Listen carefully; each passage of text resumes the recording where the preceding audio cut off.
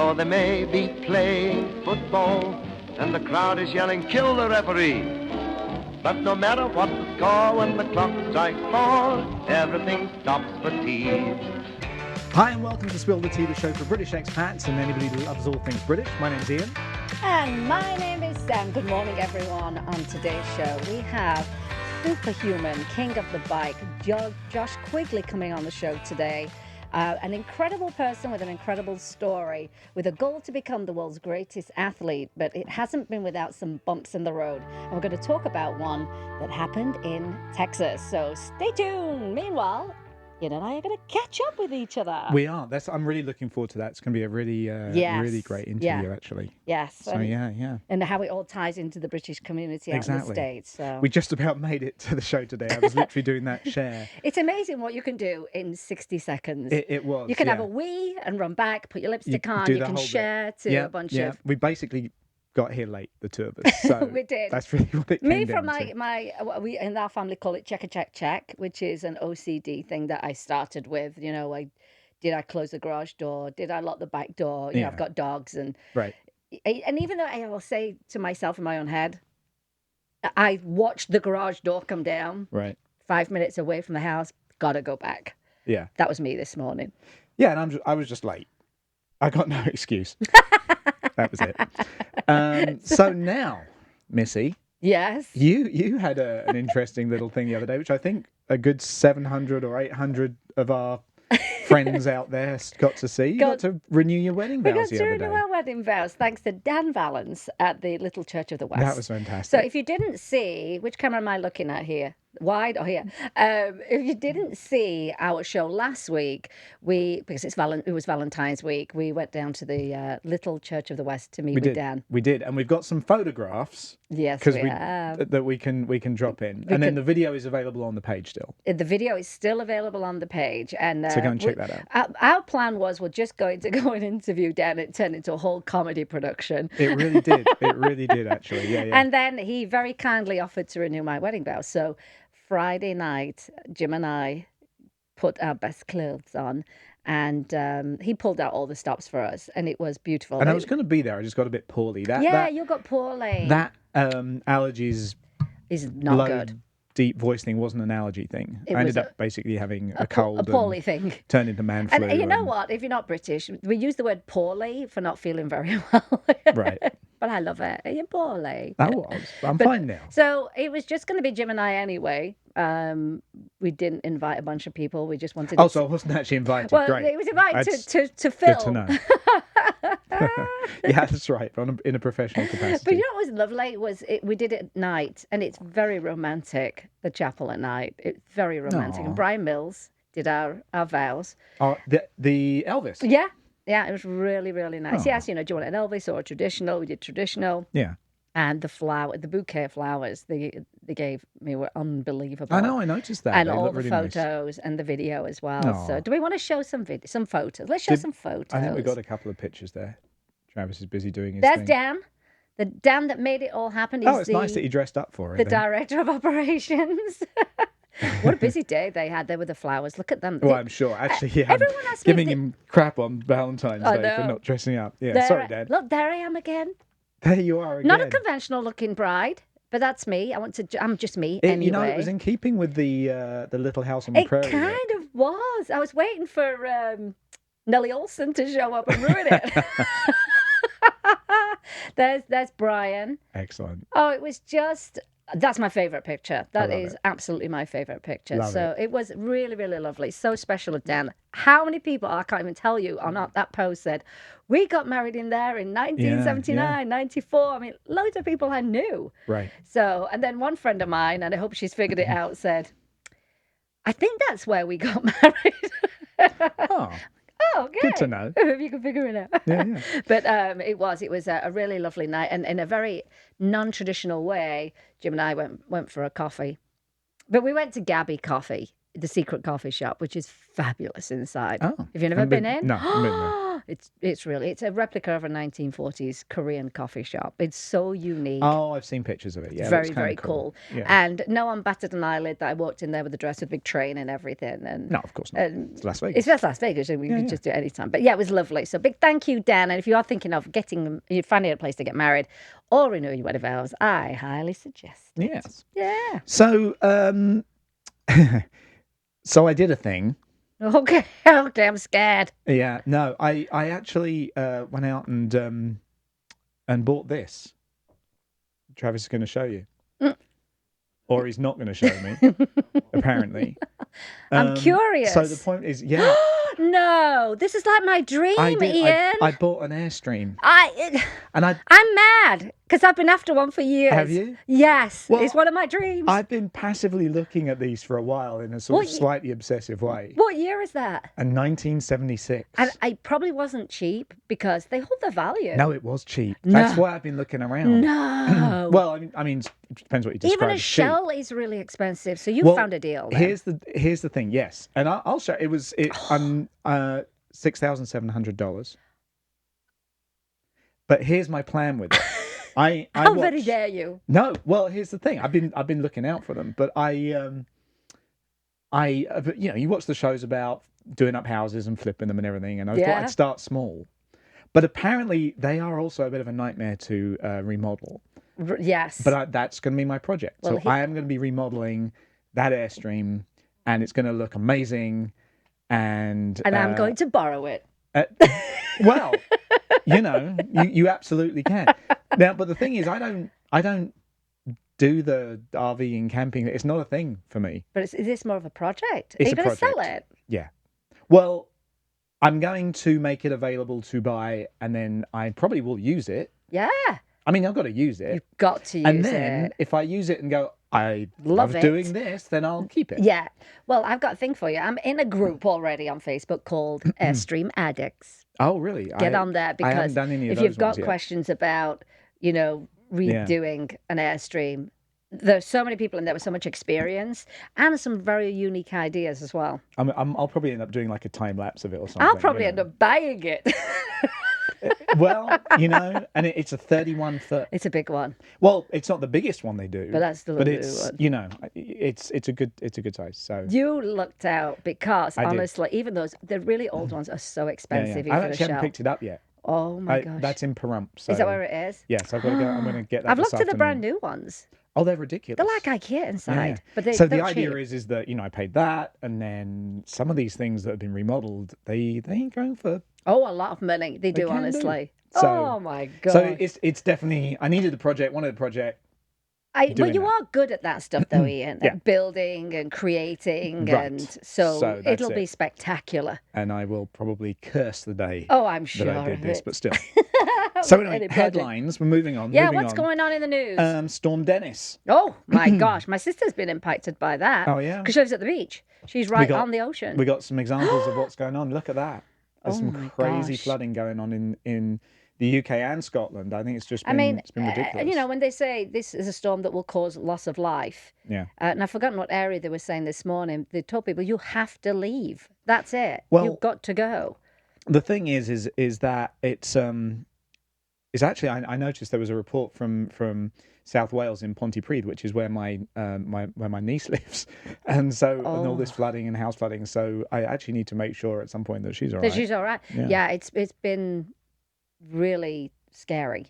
Really, my sister. She was in Sheffield actually. They were at the Sheffield Wednesday match, and had to drive back. She's not far from Skeg Vegas, and they just couldn't get home. It took them forever to get home, and it ended with them dropping in a bar and just being on the sauce because it was so stressful. Having a few Your family drinks. seems to get like stuck in places during my floods. family. It's a habit. It is a habit, because the last big storm, well, they had one prior to that, but the one when I was back home was where we were the pajama family stranded at Meadow That's right. You got a lot of Hall. media coverage. We were on Sky News. We were in every newspaper on the front page. You didn't have your publicists out for this one, huh? We didn't. Not so much. We didn't. What else is in the news? Well, and just the fact I was going to say, it is very British, the fact that I love... Over here, they'll have like Hurricane, Chad, and all this kind. We've got Storm Dennis. It's a little. Hello. It's a little gentle. Yes, I'm not, but I just love the name. It's like Typhoon this and that, and we have Storm Dennis. You're like Typhoon Emily. Yeah, just going to creep in quietly. Don't worry about us. We'll move on. It's funny though how they named it. What else you got? What else we got? I've got Royal some Mail bits. has issued a whole load of new stamps to celebrate the 25th James Bond movie. We're back to our Bond topic. Yeah. And I know some of our regulars like that. Yes. And I was looking for comments then, and then I just realised we don't have comments because we don't have the screen up there. But I can look at comments. Oh yeah, you can check them out. I'm going to have a little look at. So comments. we've got a whole bunch of new stamps that the post office is bringing out, and it's to celebrate the new James Bond movie, the one that I can't remember the name. What's it called? Don't ask me because I have no memory these days. Isn't it Die Another Day or something? I don't know, but I know that Billie Eilish has done the theme tune, hasn't she? She has. Youngest person to write a Bond song.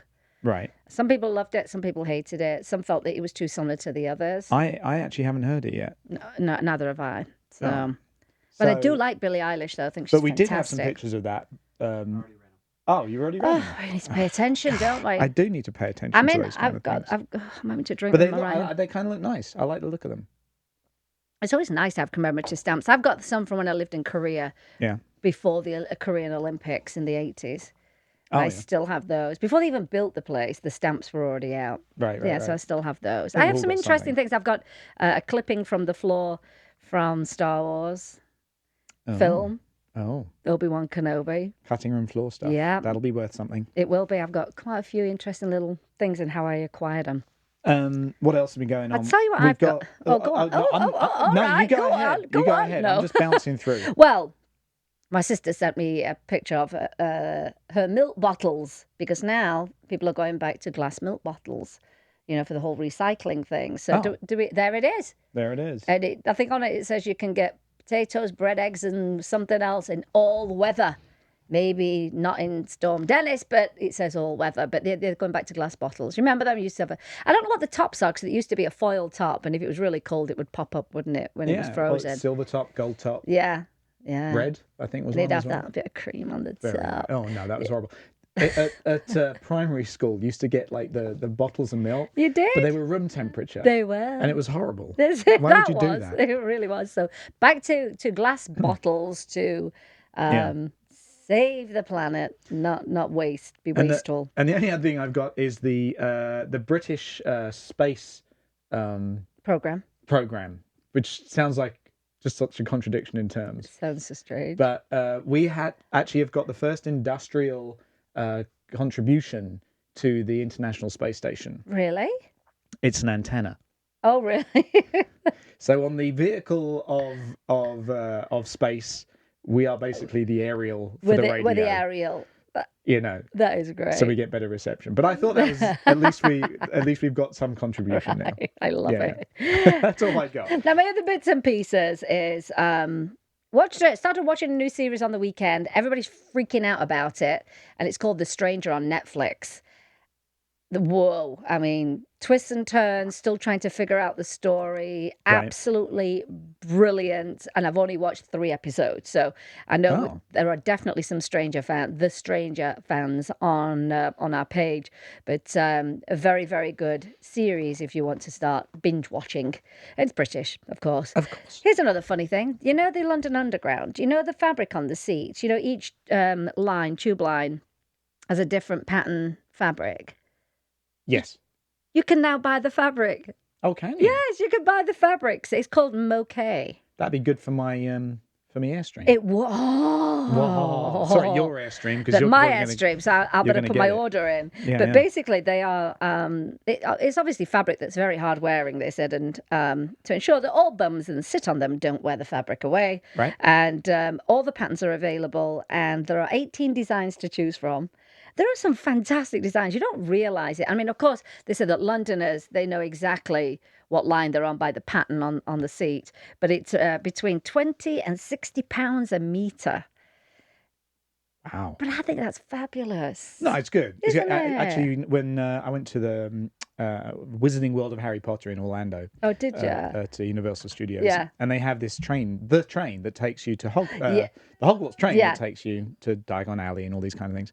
And they've got this amazing. It's actually a really great thing they do with it. I won't spoil it if you're going to go, but you're sitting on an old carriage, and Yeah. and you could feel the material. It's like, no, this is exactly it. As it should be. It was a little less sticky than I remember, because and a little less bubble gum and chewing gum stuck all over the place. But it was very authentic. They brought out. I think it's the London Transport Museum that's brought out the fabric, but they also have scarves and wallets, and I think it's very clever. Yeah. You wouldn't think a transport museum would come out a line of products like that, but really, really interesting. That's the one in Covent Garden, isn't it? I'm not sure. There is to be one honest. in Covent Garden. Who we got watching today? My mum. Your of mama. course. My mum says GGG. Oh, I don't know what that means. that's right, Sandy. Yeah, the Yeah. birds would peck the top of the milk bottles, wouldn't they? They would. Hiya, Dan. Is Dan watching? Yeah. And we got Sue, just tuning in. Sandy, of course. Trish, welcome back, Trish. I think it was your first week last week, so welcome back. And Sandy and Dan. And Dan. Good to see you all. One more. I have one more story actually. Okay, all right, and then we're going to get to. It's about the Loch Ness monster. I don't know if you saw this in the news, but some kind of mystery skeleton was washed up. They said on a Scots beach, leading to speculation it's Loch Ness monster. Oh yeah. The discovery of a mystery skeleton after the storm. Was it Kiara, I think it was. That's the one that had the jet stream where the British Airways flight got there. That's right. And before it left. When my sister went back to England, she got home an hour early as well. Oh, she did? Thanks to the jet stream, which is wonderful. Oh, yeah. But she's finally gone back then. She finally went back after almost a month, yeah. It's never easy when they go back, is it? Yeah. But basically, they found a photo of a rotten carcass on I don't know if I'm even pronouncing this right, Balmedy Beach in Aberdeen. Josh will probably be able to tell us. He probably won't be able to straighten us out on that, but apparently that's not even close to where Loch Ness is, so who even knows? But they said it was a very weird creature that showed up, and so they are, assuming it might be some kind of weird, like orca, dolphin, a sea haggis. Ever heard of that? Me? No. Or a saltwater crocodile. It was big. Well, was it even real? You don't even know, do you? You know what I mean? But very interesting. Could have been. I don't want them to solve it. I want it always to be a mystery. I think it will. Yeah, I think it will. I don't think that one's going to get solved anytime soon. I think we're good. I don't think so either. I think we're good. Do you think? Is it time? It's time. It's time. It's time for What Are You Like for with our next guest. It is. It's What Are You Like?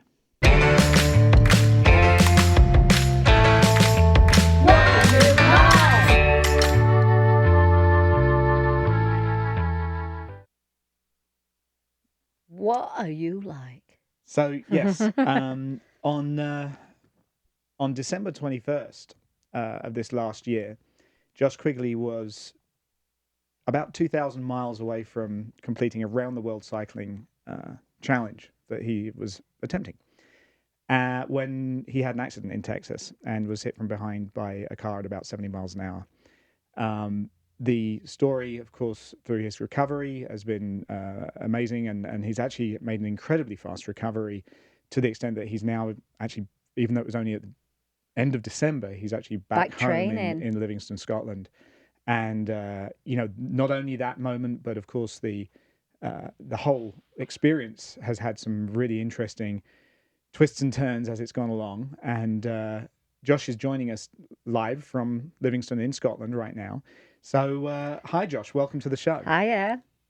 Hi, how's it going? Thanks for having me. Thanks for being here. Well, we Josh and I spoke quite a while ago, just trying to, figure out how we can get him on the show. But he was going through this whole, he kind of just had the accident, and then, was he going to stay here in the States? Was he going to be able to get back home? I mean, that in itself is stressful. But let's start from the beginning. You are the superhuman, the king of the bike, with a mission to become the greatest athlete and cyclist in the world.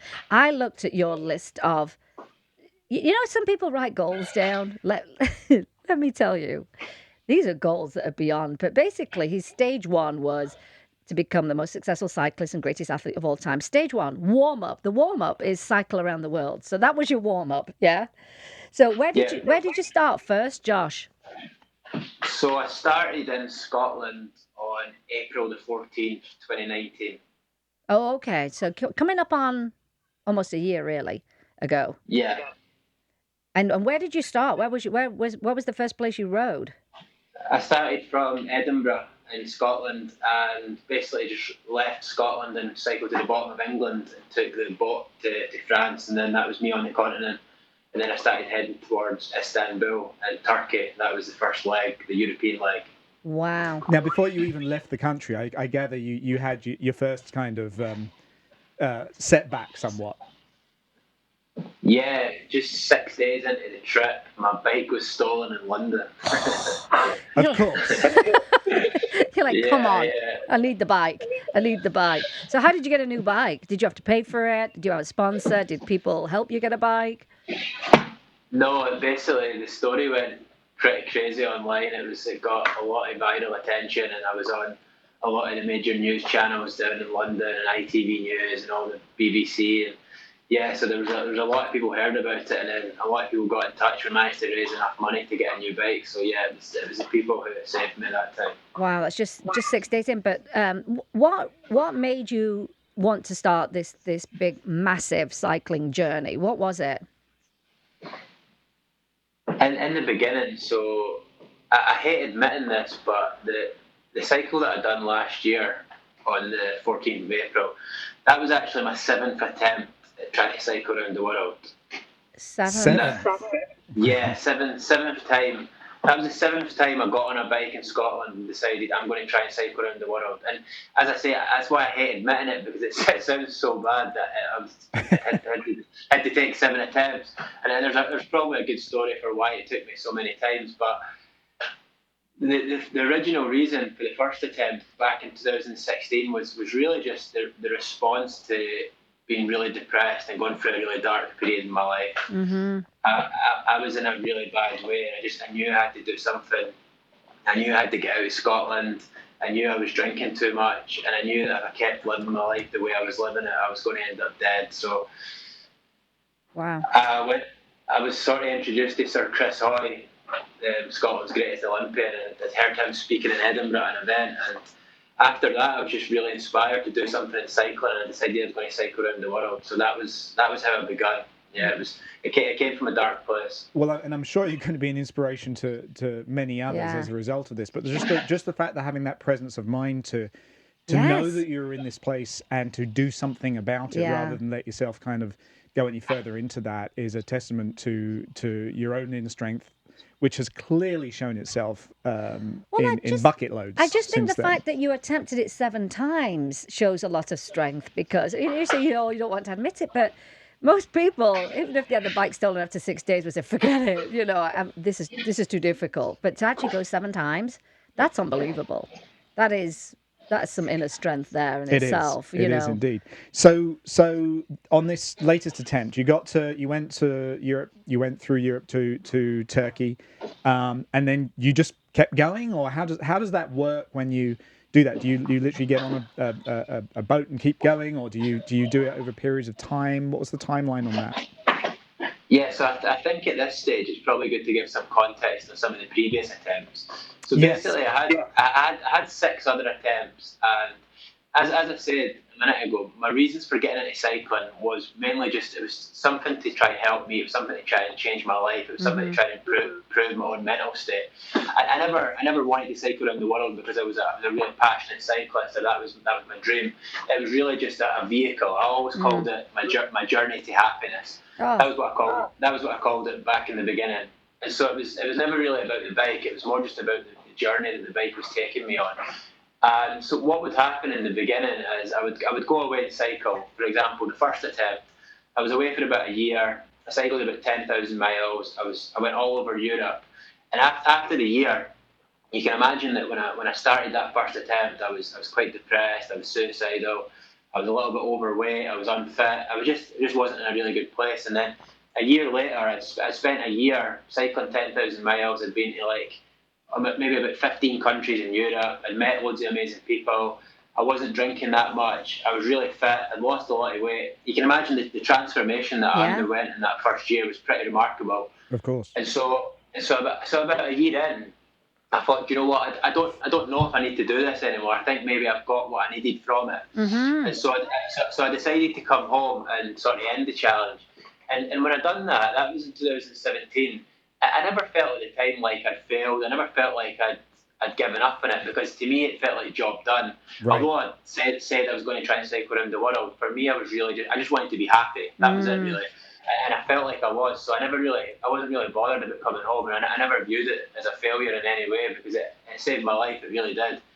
But when I came back to Scotland after that first attempt, I really struggled again with life, and I just found it hard, because I came back a completely different person, and I came back to my old country, my old environment, my old lifestyle, and my old habits, but I was a new person, and I found it very easy to go back down the old path that I was on, and I started drinking again, and started going to the pub all the time. And although there was part of me that didn't want to do that anymore, I just found that when I was in that environment, I still found it difficult not to do.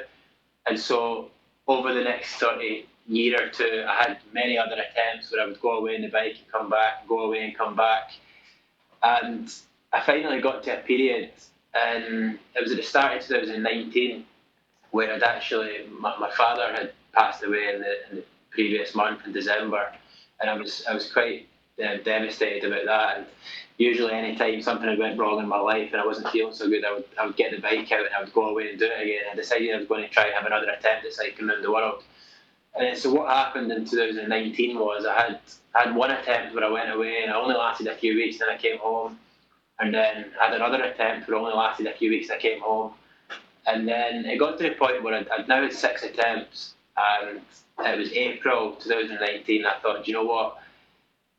There's only one more chance of doing this. If I really want to cycle around the world, then I need to just go for it. And most importantly, I need to just commit to seeing it through to the very end now, no matter what. Right. Because it's been too easy to not do it in the past, because the way I framed it in my mind is that it was never about cycling, it was just some sort of vehicle. And that meant that any time I didn't want to do it, I could just come home, and I never actually committed to the challenge. I see. And so what I'd done on April the 14th last year is I said to myself, right, I'm going to cycle around the world now. It's no longer a vehicle, it's not a tool, it's not something to help me, I'm making an absolute iron commitment that I'm going to cycle around the world, I'm going to finish the challenge. And that's it. And so that is what I'd done on April the 14th. And then from leaving Scotland on that day, I never really looked back. I never looked back. So it was a different relationship at that point then with yourself, Yeah. Making this massive commitment. I keep thinking I'd never even do it twice, because it's like, where were you getting that inner strength from? I mean, I think it's one thing if you're not dealing with depression, or you've got other things going on, and you just go, well, I just want to try and do a bike challenge, and that in itself is difficult. So did you have any kind of like, like you say, I just wanted to be happy, but did you have any kind of like mantra or thing that you would just say to yourself all the time, to keep you on track? Well, in the early days, like, if you imagine, for example, there was like 2 chapters in my cycling, which was the first chapter would have been like the first 6 attempts, where it was never really about cycling. And in those days, Oh. I've said that. Oh, hang on a second here. Are we good? Yeah. Okay, Is we're that good. better? And in the early days of the cycling, it was really it was so easy, because the alternative was to be in Scotland and be depressed and be drinking and be unhappy and be miserable and feel like I had no answers to move forward. So it was either that or be away on the bike, and knowing that was helping me. So it was so easy in the beginning. I think that one of the few advantages of being in so much pain is that sometimes action becomes so easy because you're just so desperate to feel better. So I was so driven to feel better that in the beginning it was pretty easy. But then in the second chapter, for example, the final attempt that I'd done in 2019, that time it was so difficult. It was the hardest time it'd ever been, because I committed to it, and there were so many hard things. The mantra that became my mantra for that cycle last year was keep moving forward. Keep moving forward. that was a mantra that just I used to repeat to myself. I used to say it in the videos almost every day in the vlogs that I was making.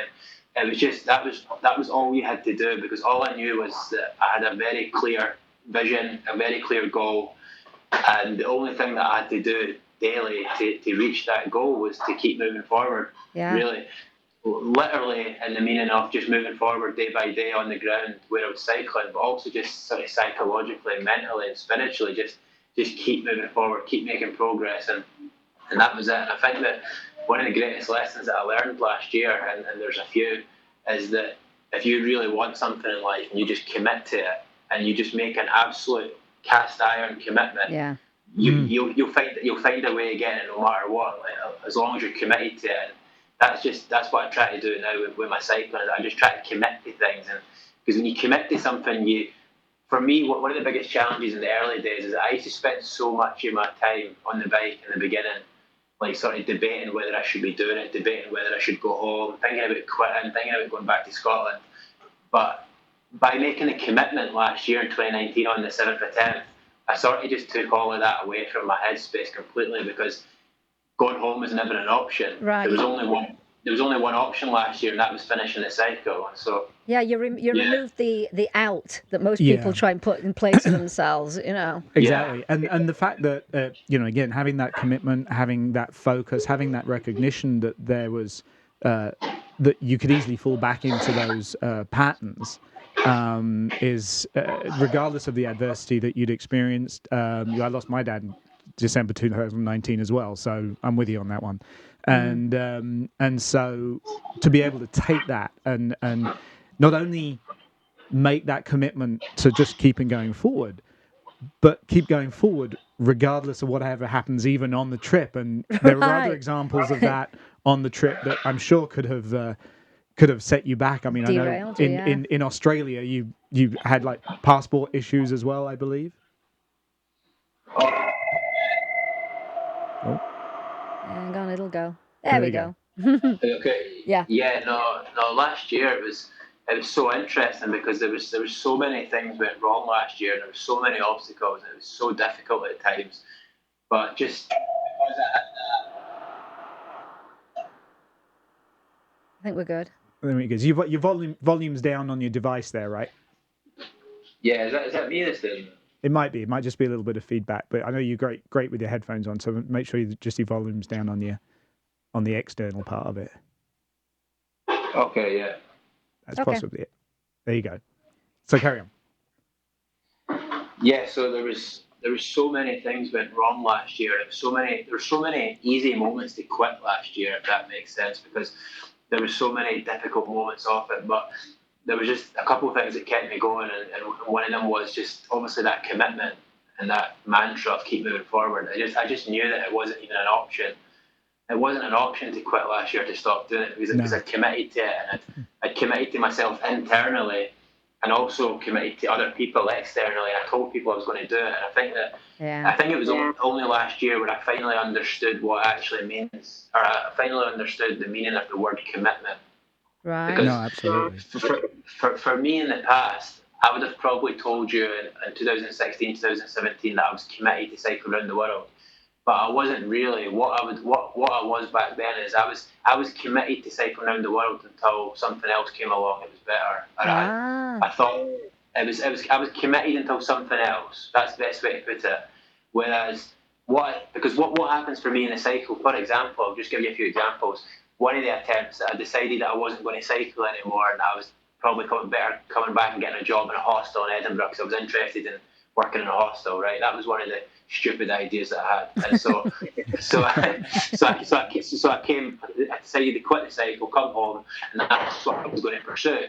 But whereas in the 7th attempt, what I decided to myself was that it does not matter what happens on this cycle this year. You're finishing the cycle, and if, for example, on day one, when you're not even out of Scotland, you decide that you want to quit cycling and go back to uni and become a nurse, right? And that's the big idea. If you have that idea every single day for the rest of the cycle, I don't care what happens. If you want to be a nurse, you will do it once you finish this cycle, and that was really the way I thought. It doesn't matter what I think, doesn't matter what realization I have, doesn't matter what breakthroughs I have.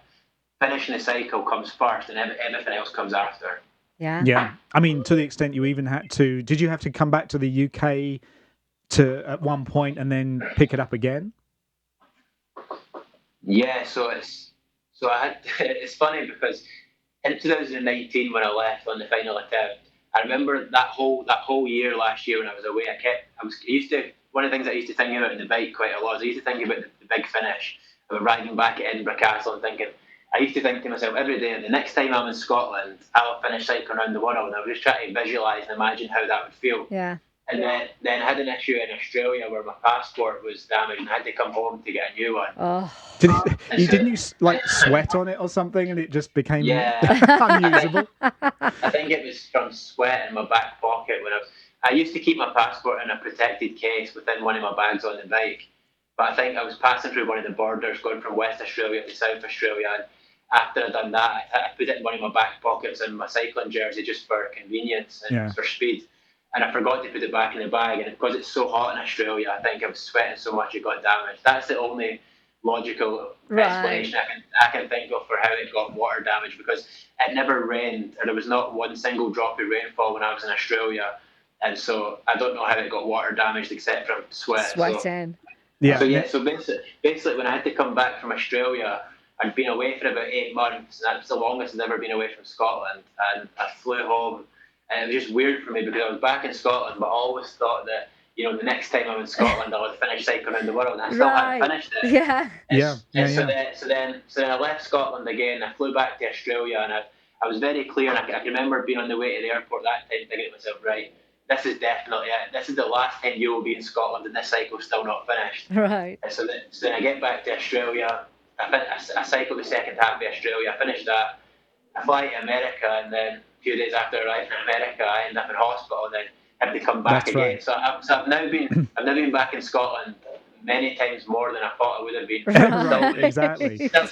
I'm here again now, and I've still not finished this fucking cycle. sorry. No, you're good. No, I think it explains perfectly how you felt about it. I'm sure. So now, and you'd already had a lot of national and some international coverage, of course, at that point, and that's way before that night on December 21st in Flat, Texas. The area is called Flat, right? I'm not sure what the area is, but I think the town I was in was called Temple. Okay. Yeah. And so, I mean, of course, that was the big game changer there. Because you were close to completing the American ride, correct? Were you for like 5 days away or something from that being done?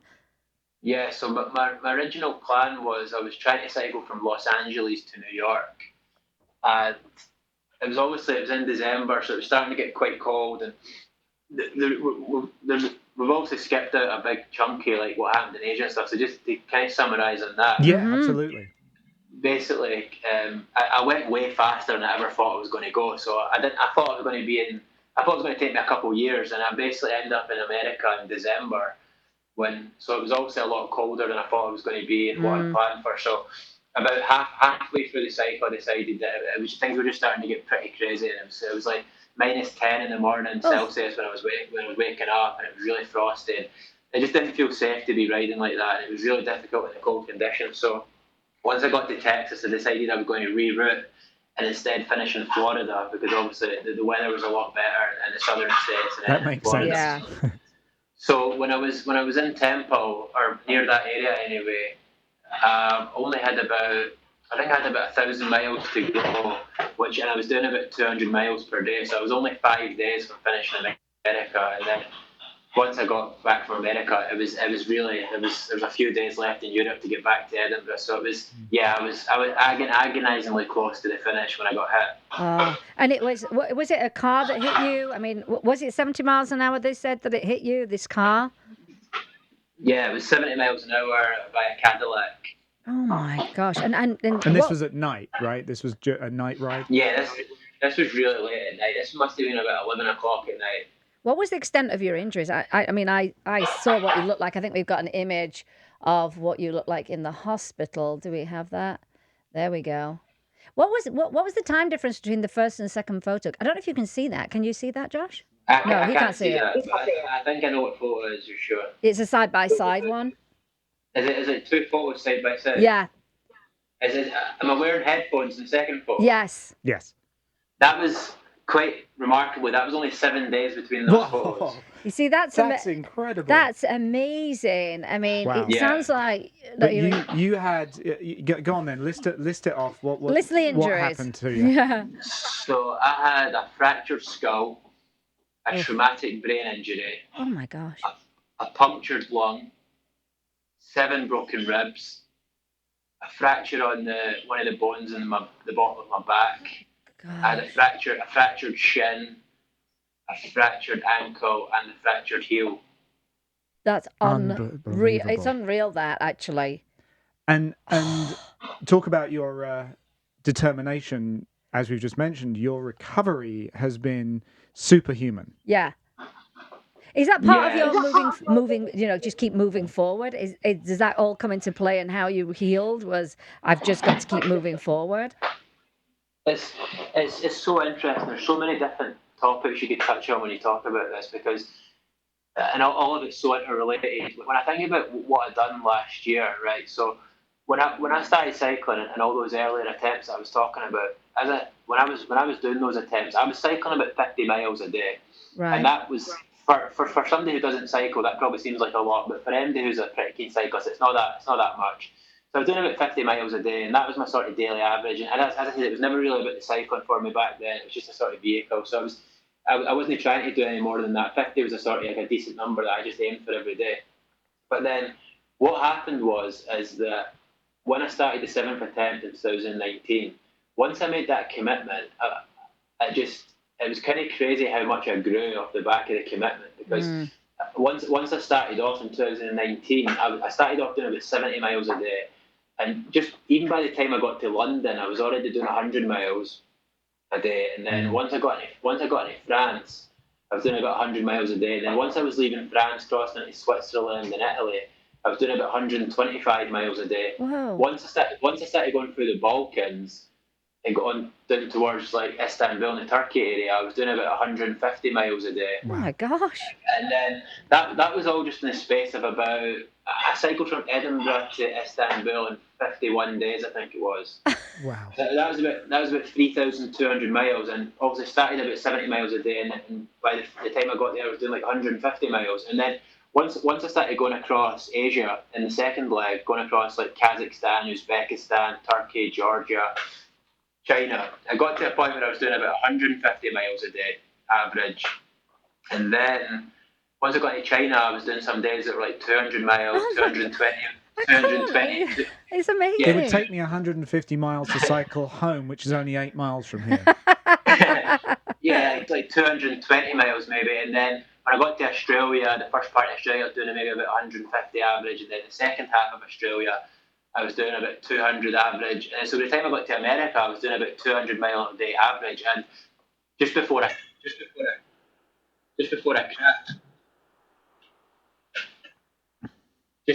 crashed, I had a couple of days where I done one day it was 270 miles, and the following day was 240 miles. So if you think about where I was at the start of the challenge compared to the end, the growth for me as a cyclist was just absolutely incredible. And that's totally related. And the reason why I'm telling you all that is it's totally related to my recovery, in the sense of, as I was going through that journey of growth with the daily miles from Edinburgh to Australia, one of the things that I kept saying all the time, as well as keep moving forward, I kept calling myself superhuman. I don't know where I heard it, right? But it's just something about it spoke to me, because I've always just, from being a wee boy, 10 years old, I can always remember being so ambitious and so driven. It's who I am. I've just always been driven and ambitious, and I've always, from being a wee boy, I always wanted to be successful. I always wanted to be the best I could be. It's just been with me my whole life. And so I was calling myself superhuman, and just saying it all the time, like, I'm superhuman, I'm superhuman, I'm superhuman. And I actually think that part of the reason why I recovered so fast, and to a lot of people that might be skeptical about this, but I truly believe it, I think you become what you think you are. I agree with you entirely. Absolutely. And I don't think it's a coincidence that I was calling myself superhuman for an entire year. and then I got hit by a car and I survived at 70 miles an hour. Yeah. Yeah. Plus And I the think fact that I recovered so fast. Yeah. that statement goes both ways. When you said that, is that you can be whatever you feel you are, but that can also be for good or for bad. It depends where you decide to take it. From what you were saying earlier, I mean, whatever you manifest for yourself will be your reality. Because I remember showing Ian the side-by-side picture way back when you sort of came on the scene, and he said, That's 7 days between It was incredible. that picture and that picture. And I know that when you and I were chit-chatting, you were deciding, well, first of all, isn't healthcare an interesting thing over here to deal with? But, were you to stay here? Were you to go back? But one of the most amazing things that I loved about your story as I started to follow everything was how the British community picked up on this story. And I saw people saying, anyone in Texas, anyone in that area, anyone can go help him. Can anyone? And then I came across. So you had a lot of expats coming to see you and check in on you in Texas, right? And Jean was one of them, wasn't she? We've got a picture of Jean, and doesn't she own a bakery? Or did own a bakery? There she is. Yeah. And she brought you some baked goods. What did she bring for you in the hospital? Could you believe it?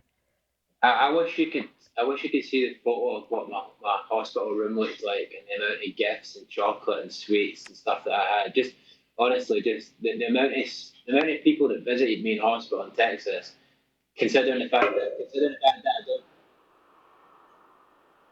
I think we're good. We're good. Yeah, we can hear you. Yep. Do you want me to try and take my headphones off in case it's me?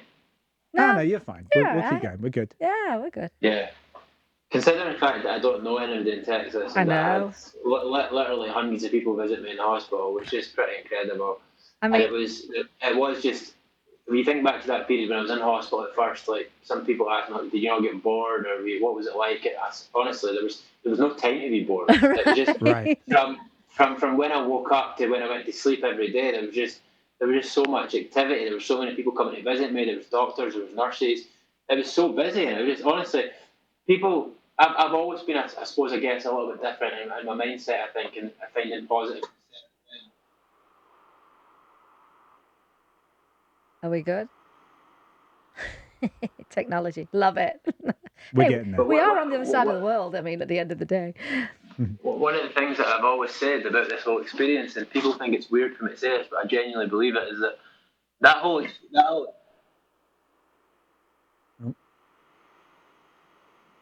I think we're okay. We're getting there. We'll persevere. that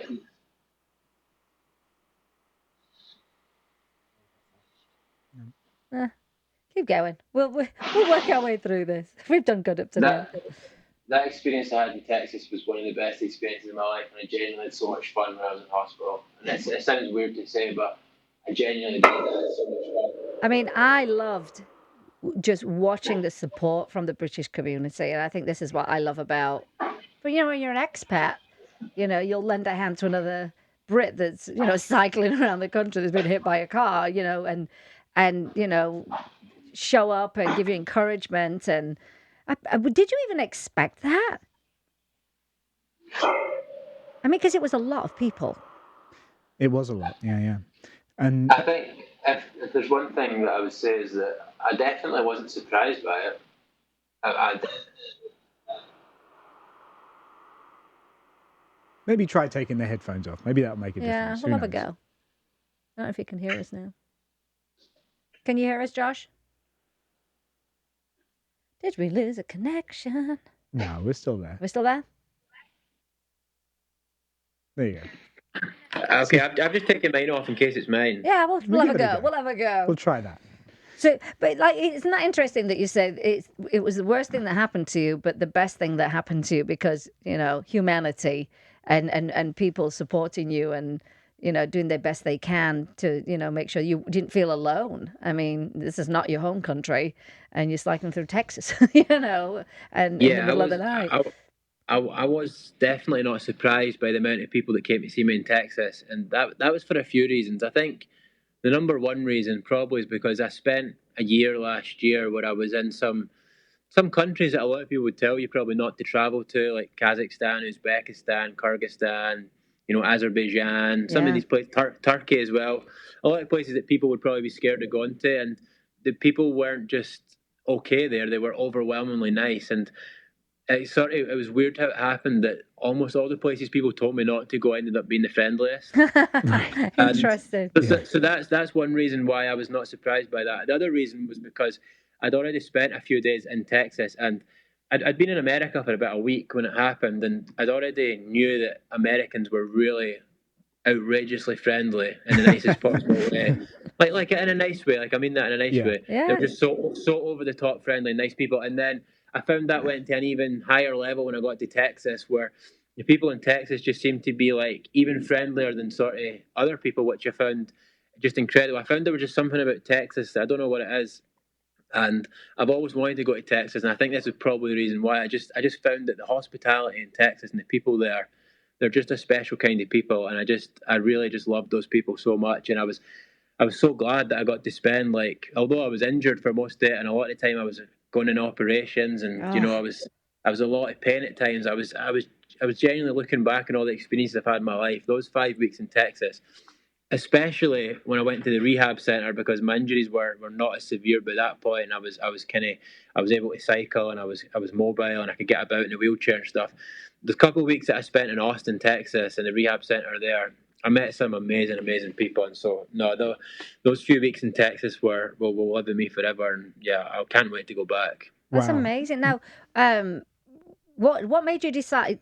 I mean, what was the decision? Were you going to stay in Texas, or were you going to try and get back home, mainly to recover fully? What was the deciding factor for that? Was it a financial thing, an insurance thing, or I know some of the doctors said, "Oh, you were fit to fly, but you weren't fit to fly in the beginning," and it sounded like that was a bit of a pain in itself. But you got back there even sooner than most they people anticipated on that as well. I mean, you'd still be here otherwise, right?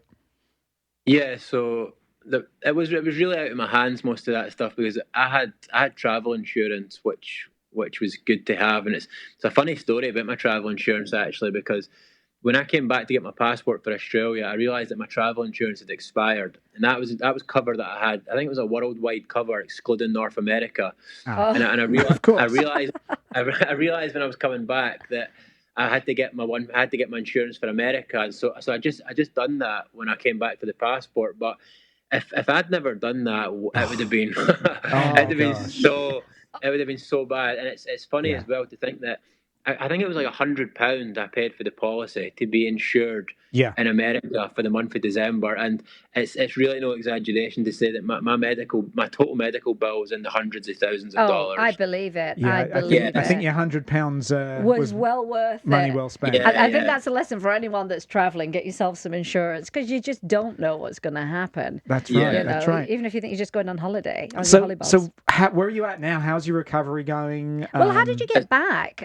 Sorry, just to add into that, the final to actually answer the question. No, please do. I went off on a tangent there. Basically, I was not allowed to fly. The reason why I was kept in America and I wasn't, because obviously the insurance are trying to get you home as soon as possible because they think that's where you want to be and it's usually cheaper. But I was not allowed to fly for 6 weeks because I had a punctured lung, and it was the air pressure thing.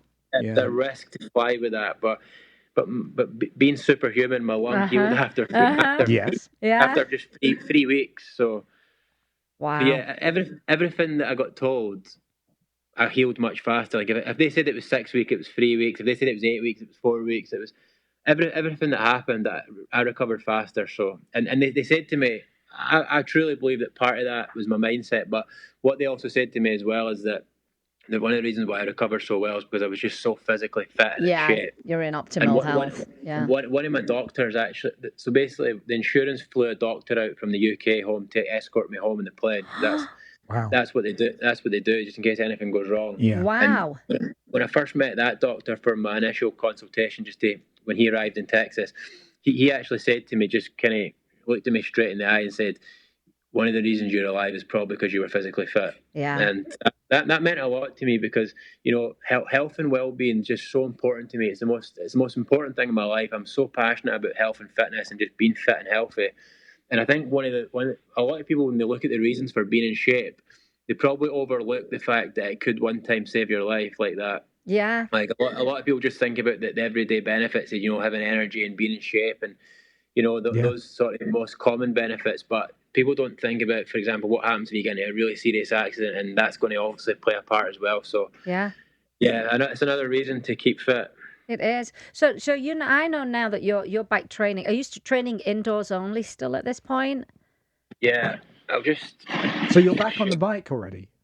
That's my bike. There's the bike. There it That's your is. new bike, isn't it? Now, you have a couple of sponsors, don't you, Josh? Do you want to mention your sponsors? Yeah, so I've got Alexinol Europe, who are a CBD company. They were the main sponsors of supporting the cycle last year, and just got a new sponsor as well, Shan Cycles, who've just given me that nice new shiny bike. So that was. I bet that's not. awesome. I bet that's not a cheap bike either. I'm sure it's not. I'm sure it's not. £3,000. That'll do it. That'll do it. So is that going to be the bike that ultimately you're going to go back to Texas and finish from Texas to Florida? Yes, that's the bike there. And that's part of the goal. That's the plan, right?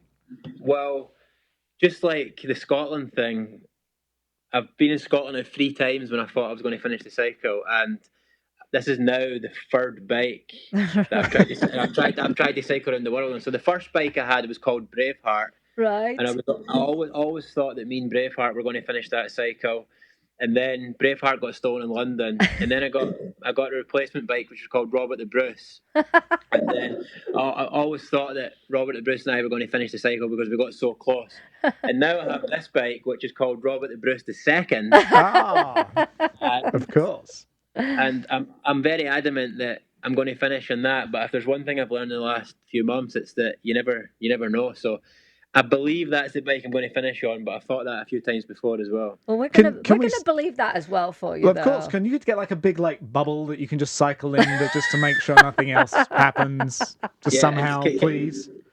Can I tell you actually on the context of the bike being called Robert the Bruce? It's an amazing story. So my first bike was called Braveheart, which was really just born out of my passion and my love for Scotland. I wanted to call it something Scottish, and just Braveheart's always a thing that just spoke to me.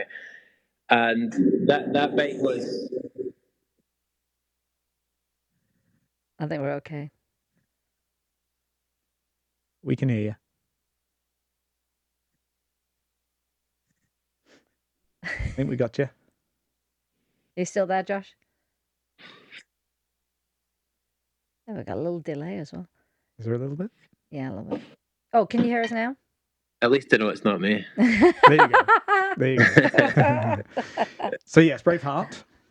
Yeah, and then that bike got stolen, but then somebody. Oh, we were doing so well. I know we were. Thought we'd figured it out. It's Storm Dennis, I'm sure. Yeah, let's blame the storm. There's a really famous story about Robert the Bruce and his fights against him. Never had this one before, but again, it's a live show. Every show of ours is different, and it is. So we roll with it. We do. We'll just hang it out until we get to the end of the story. That's for sure. All right, let's. So, what are we on? Bike 2. Yeah, a long story short, there's a really famous story about Robert the Bruce and about what. The story is just gripping to the extent that we have to learn. We gotta get to the end of the story. For sure. I'm not sure if we're ever going to get this story out. We shall.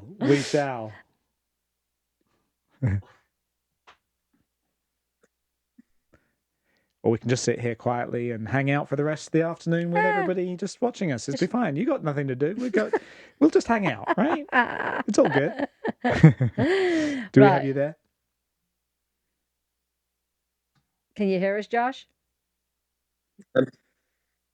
Oh, a little bit. We're getting there. Can you hear us? I don't even know where this is coming from. It's an odd one. It's not our phones either, is it? No. I hope not. I think it's all good. I think we're connected again now. Yeah. Oh, we're having a little Travis is coming in. Travis is coming in. I'll call you right back. Okay? Oh, we're going to do a disconnect, reconnect. Okay. We're going to do a disconnect and a reconnect live on air. This is what we do, you know? We take technology, we make it work for us. Wait till I start bringing animals on the show. One way or another. Oh, yeah. Get some kids in will be great. The whole story. Okay, I think we're good now. Can you hear us, Josh? That's good? Yeah, we're good. That sounds good. So, yes, So let's persevere. Yeah, there's a very famous story about Robert the Bruce, who was one of the kings of Scotland, and he was trying to fight for Scottish independence, and he kept losing in the battle against the English, and apparently.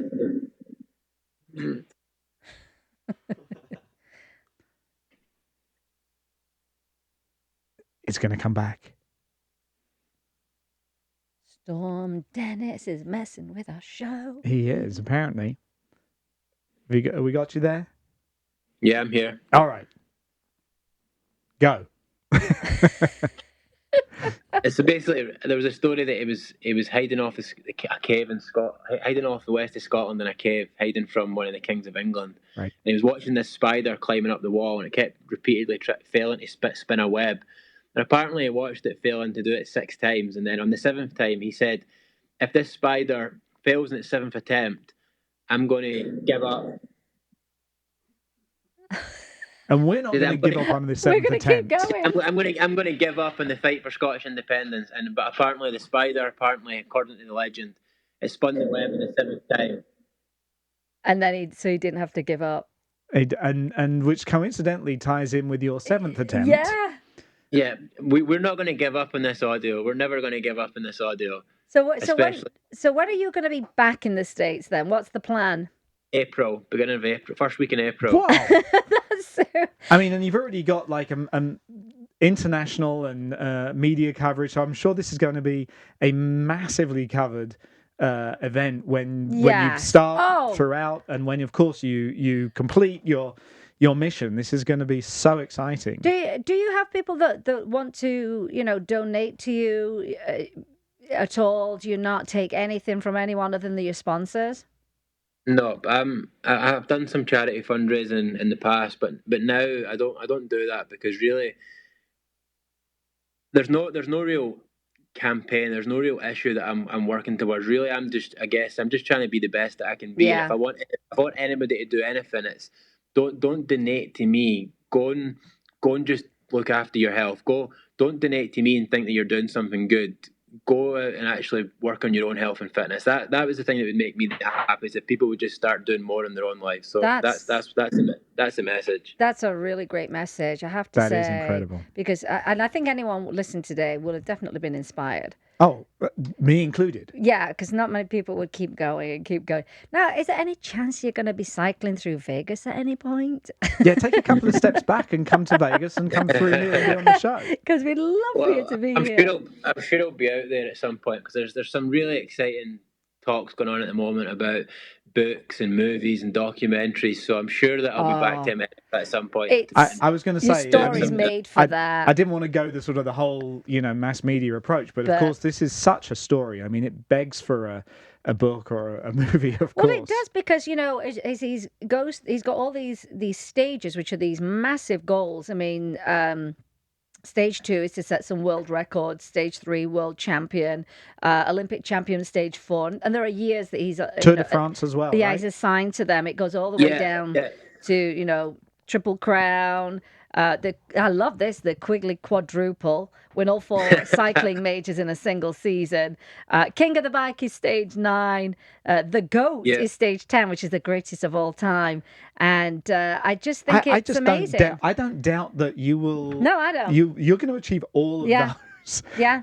Yeah, and I think if there's one thing that I've learned in my life is in the last year is that. So what we never got into, and it's because it's hard to get into, is that this journey for me in the last 5 years has been very deeply spiritual, deeply spiritual, and it really started for me back in 2015, the night I tried to take my own life, and at that time, like I was not spiritual in any way. I was the opposite. I was the sort of guy who would mock that sort of thing and take the piss out of people who were spiritual. That was the guy I was back then.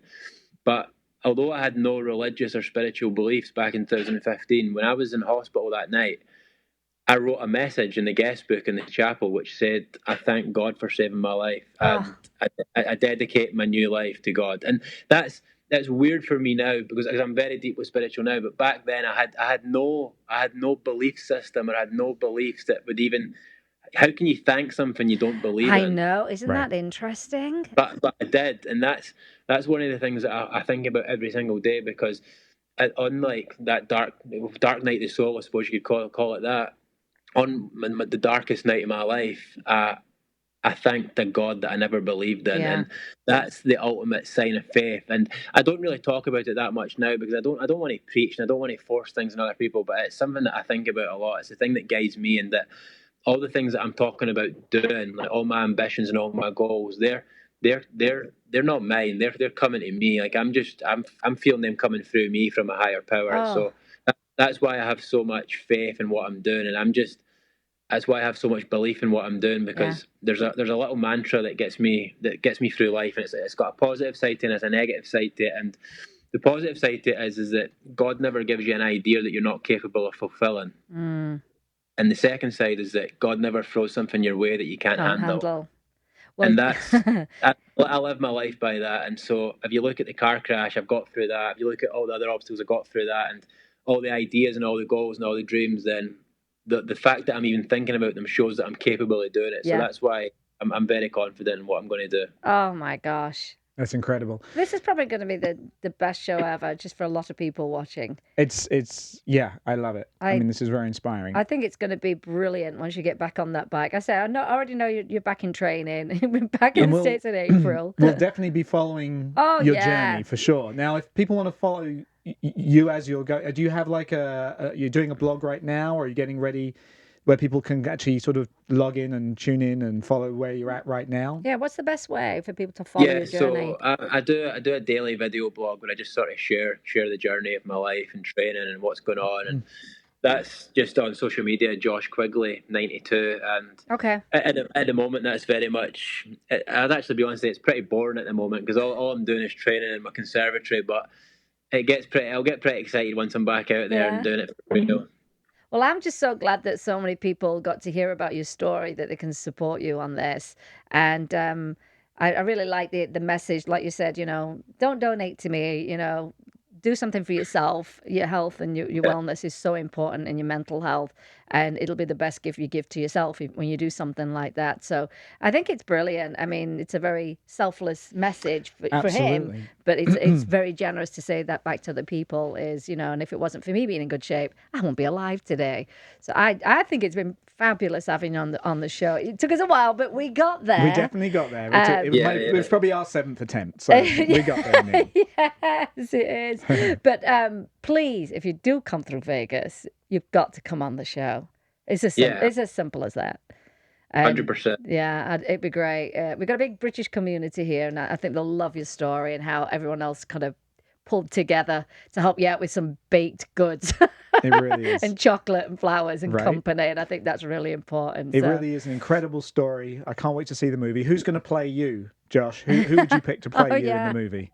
Well, you know what I'm like. I think I'm going to play myself. I think it's a great idea. And you'll be able to do it. I think it's a great idea. Well, thanks, Josh. It's been fabulous, and we'll just keep following your progress and cheering you on. And as like we said, we don't doubt for 1 minute you're not going to complete all of your goals. So of course, absolutely. And we look forward to seeing you back here again on Spill the Tea. Thank you for joining us, and make sure you like our page so you can watch the show as well. We're going to be following you. So we now have this incredible inspiration as part of the Spill the Tea family now. Yeah, because when the movie comes out, we'll say we knew him. This interview is going to be in the prequel. Okay, obviously. Do you know what I want to do just before we go? Is I want to extend an invitation actually. So one of the big dreams that I've got, right, is that my main goal that I'm working towards after I finish cycling around the world is I want to win the Tour de France. Like that's doing that. And one of my big dreams around that goal is that what I want to do is that if you think about the journey that I went on, like I started cycling because I was depressed, and then if you think about the story of just a guy who started cycling because he was depressed and went on to become the greatest cyclist and win the world's biggest race, it's just such a beautiful story. Yeah. And one of the things that I really want to do is that when I win that, and it's going to be 2025, that is the goal.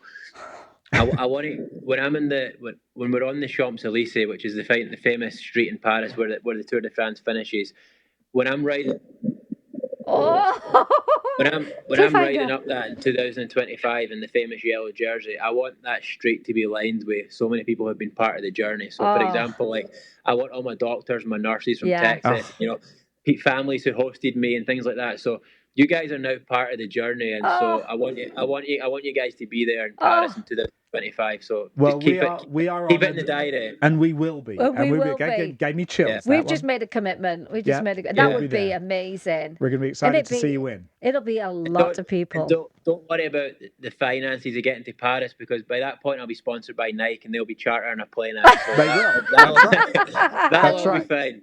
Yeah, it's all mapped out. It's all mapped out.